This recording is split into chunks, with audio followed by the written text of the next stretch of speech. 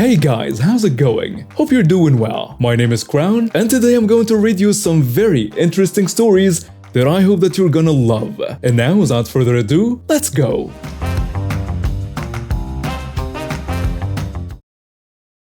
A bit of backstory. When I was 14, mom and dad left me and my 10-year-old brother at home due to a business trip. My auntie would check up with us every day to see if we needed anything and to see if we hadn't died yet. I have this condition with my skin that makes it all rubbery. We live in a small town where nearly everyone knows everyone. And now on to the story. At about day 4 of us at home, we were running low on supplies. So I asked my auntie for money to get some key stuff like bread, eggs and milk. She agreed, as I could also go there to pick up my medicine, which I do monthly anyway. So as I get there, I see her. The stereotype Karen followed by her 3 kids. Looks like ranging from 1 to 5 in age. I think nothing of it because, well, we live on the edge of our town and she might be new to this place. Plus, she would have come anyway cause this store is the only one with a pharmacy in it. So I park my bike and head inside the store. But as I walk in, she gives me a look. Strange but okay. I live in a white neighborhood and I have a darker skin color. So no people look at me all the time. I'm used to it. I head inside as I walk around and I notice that she's kinda following me. No big deal. Maybe she wants the same stuff as I do. I turn the corner and pick up my medicine from the counter and head towards the checkout. As I do this, I put the medicine in my bag. Now, the woman comes to the checkout and is directly behind me. I was still closing up my backpack and she sees the supposed drugs. She starts screaming out at the top of her lungs. Call the police! Call the police! This sets her kids off as well and they start crying. The manager, who we will call M, my best friend's dad, comes rushing over to see the commotion. By the time he comes over, she's dialing 999. Ma'am, what happened? This kid had been stealing. She starts fake crying that sounds so unreal. I start to crack up. What the heck you laughing for, you witch? She slapped me. She freaking slapped me. I was in shock. Ma'am, calm down. We can sort this out. What has he been stealing? The manager asks her. Karen sniffling. He's got drugs in his backpack. I saw a box with about 40 pills inside. The manager, knowing she's an idiot, open up your bag, boy. Let's see what you have inside. And after that, never set foot in my store again. One thing that I also forgot to mention, the manager teaches drama at my school. And I'm one of his best students. Sorry, sir, I am so sorry. I just wanted to have a bit of fun, sir. Please let me come back, sir. I come here to pick up my medicine for my skin condition every month, sir. Please. Reluctantly, I give my bag to him. He opens it up and finds my medicine. Karen has a smug look on her face. He shakes the box, grabs my bag, pulls me up and says, "Great acting. I'll give you an A star for that performance when I see you on Tuesday." We both start laughing and then see the shocked look on Karen's face. How could you allow a 10-year-old kid drugs and then start laughing? Well, you see, ma'am, those aren't illegal drugs. That's his medicine. By the time this was over, the police had arrived and we showed them the security footage of a grown woman slapping a minor. She got taken into custody and her kids went to CPS. Because, well, if she can slap me, who knows what she'd do to her kids. There is one last part of the story. Remember when I said that my mom and dad went for a business trip?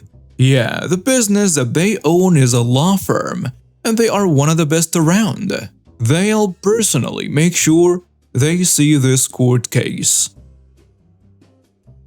Backstory. I have to go back a bit for that. In April 2018, it was the last day we had freezing temperatures and heavy snow. On that day, on my way home from work, I had an accident with my 2006 Ford Focus. I crashed into a driver in front of me because I underestimated the frozen road. Don't worry, neither me nor the driver I crashed into were harmed in any way. His car had a scratch in the back bumper while my car's front bumper broke at the side. Police were called, we exchanged information and that was the end of it. So, I had to bring my car to the mechanic again, and I had enough of it. I owned the car for almost 2 years and had to make several repairs already. So I thought, whatever, and tried to get a new car. I brought my Focus to a friend of mine who made a little extra by repairing cars. A coworker of mine gave me a ride to work until I had a new car. I paid my share for the gas. Now to the present. Around a month ago, I found a new car, finally. A car dealer had a deal where they would sell cars with daily admission for 10,000 euros less than the original price. After a short time thinking and some dealing with my bank account manager, I am now the owner of a 2018 Ford Focus ST Line Sport Edition, completely black except for the roof and the top half of the side mirrors, which were red. The car is great, so when I bought it, he only had around 15 miles. Sorry for the long backstory, and now onto the actual encounter. After I bought the new car, I put my old Focus up for sale on an app called Auto Scout 24, where everyone can sell their cars for how much they want for it, of course depending on age, miles and so on. Most of the damages were fixed. Me and my significant other cleaned it inside and outside, but I knew I couldn't get much for it. So I put the base price at 350 euros with the option to bargaining. In my first post, I told you that I live in the old town of my home city. So in order to not occupy parking spaces and to avoid parking tickets, I parked my car at my grandma's place in a driveway. Her house is in the countryside, so it won't bother anyone and I could take good pictures for the ad. 2 days ago, while I was at work, I got a call from an unknown number. The guy left a message that he wanted to take a look at the car. I called him back, told him where the car was and that we could meet there after my shift was finished, and he agreed. After I am done with my shift, I drove immediately to my grandma's place to wait for him. The cast of the story is the entitled dad, the entitled son who is around 17 or 18, me and my grandma. Me and the entitled dad agreed on meeting 3:30 p.m. I was there early, parked next to my old Focus, went inside to tell my grandma I would sell the car today and checked if everything was still alright. The entitled dad and son arrived half an hour later than agreed, explaining the place was hard to find. I shrugged it off because I could tell they were not from around here. So me and the entitled dad take a look around the car and I explain everything to him, fix damages and so on. He asks me about how many miles, the HP, etc. and the usual stuff. While I talked with the entitled dad, I noticed that the entitled son wasn't paying any attention and the car was supposed to be for the son according to the dad. The son rather likes to take a look at my new Focus instead. Damn, that's a nice ride. Thanks. Can I ride it? Now, I am very picky about my new car. But who wouldn't? And by the way, I had a feeling he didn't have his driver's license for very long. I tell him, sorry, not happening. I just got the car a few weeks ago. The entitled dad says, come on, let the boy have a little fun. Sorry, it's still not happening, and by the way, we were talking about my 2006 Focus, not my new one. But I like this car. You heard him, he likes this one. So how about you sell us this one instead? Yeah, right, and how much would you pay me anyway? Well, the ad said 350 euros. Yes, for the 2006 Ford Focus. Fine, I'll give you 3,000 for the new one. Are you serious? I paid 30,000 euros for that car. 30,000 was the original price, but with the deal I got it for 20. Well, you drove the car for a while and that's a price drop. Sorry, this is leading nowhere. We are done. I turned to my car, pulled a key out of my pockets, and just wanted to go home. Dad, I want that car. The dad grabs me by the arm and tells me, you heard him, hand over the keys. Now I'm a little heavy, but I'm still strong enough to fight if I have to. I said no, and I would recommend you let me go now. While my eyes were staring at the dad, the entitled son snatched the keys from my hand, unlocked the car and jumped in. I immediately freed myself from the dad and ran to the driver's door of my car. The little jerk locked the door so I couldn't get inside. So I did the only thing I could, then stood behind my car to prevent him from leaving. He could only back out of the driveway. I yell, tell your kid to get out of the car before I call the police. In a commotion, my grandma came outside. What's going on? Grandma, go inside and call the police. They are trying to steal my car. I couldn't finish my sentence because the dad shoved me aside so his entitled son could drive away. Well, he surprised me. I hit the ground hard and they drove off in my car, while leaving their car behind. I immediately grabbed my phone and called the police. As I mentioned in the backstory, my new Focus was completely black except for the roof and the top of the side mirrors, which were red, which means that car stood out among the most, which are around our home city. It took the police 10 minutes to arrive. One of the officers took my and my grandma's statement, while the other one radioed his colleagues from the neighboring towns the description and license plate of my car. About an hour later, they came back to the house with my car. The two policemen jumped them at sight, pulled him out of the car, and cuffed him. The entitled dad tried to talk him and his son out of the situation by telling the police they only did a test drive. The police had none of their BS and escorted them away. They asked me if I wanted to press charges and I agreed. More importantly, I checked my car for damages and it was around 20 miles more than before, and I found ash and cigarette buns in my backseat. A bit of backstory about me so you get an idea of my mindset. I'm a bartender on weekends and uni student on weekdays. I worked retail for 6 years and often go on autopilot when tired. I once thanked my fiancée for shopping with us after she cooked dinner. Also, if you've never paid close attention to a long-time bartender before, we're pretty good at what we do and like to show off when mixing. My uniform is a long white shirt, bleachable, a blue vest, not bleachable, and black slacks. Not the most comfortable uniform, so I often bring a t-shirt and boardies to change into afterwards. Well, that's me in a nutshell. One Saturday afternoon it's packed. Absolutely bonkers because of the AFL match. I don't remember who was playing, the beer is flowing, the cheers are merry, and the roars are loud.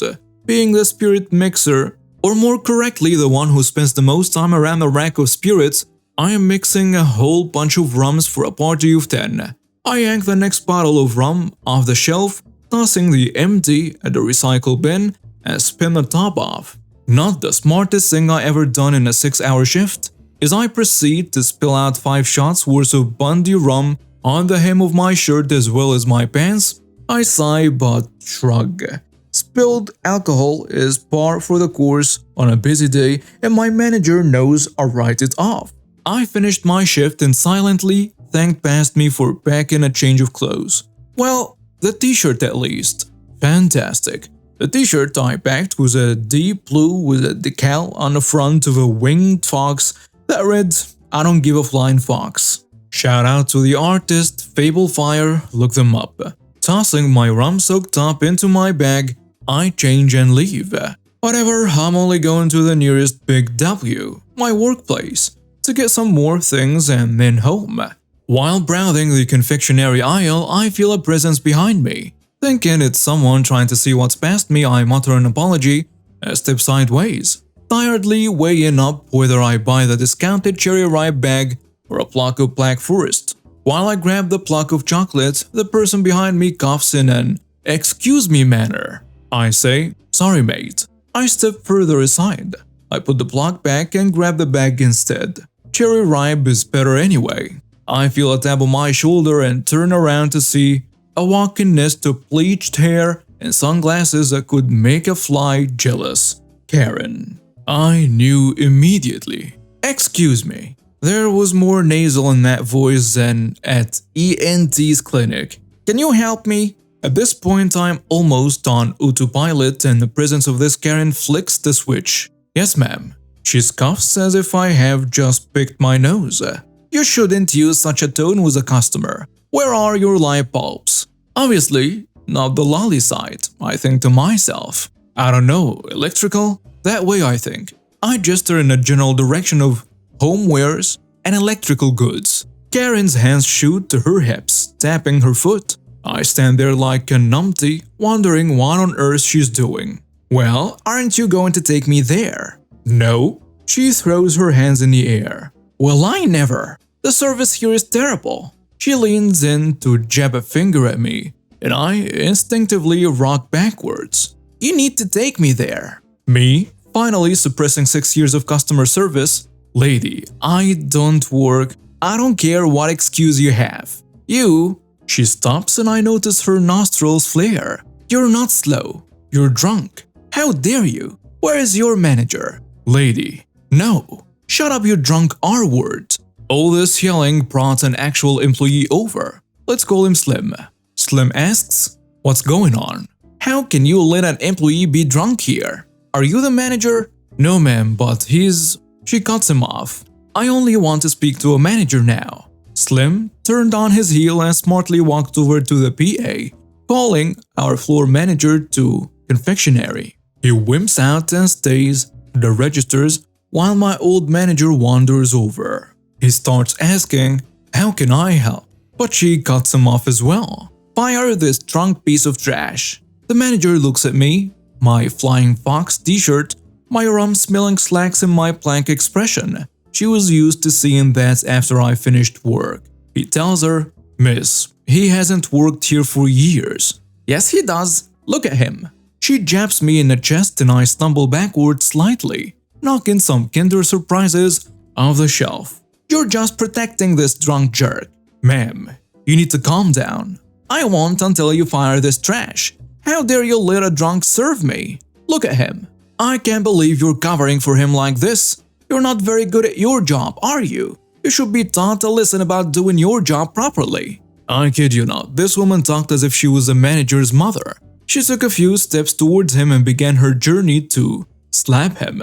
As he was not a child, he caught her hand mid-air. She was pretty slow, to be honest. Are you kidding me? Security, you're banned from this store, lady. Get out of here right now. Security guards came in running in response to the manager's shout. She kept screaming that she'll call the police for this discrimination.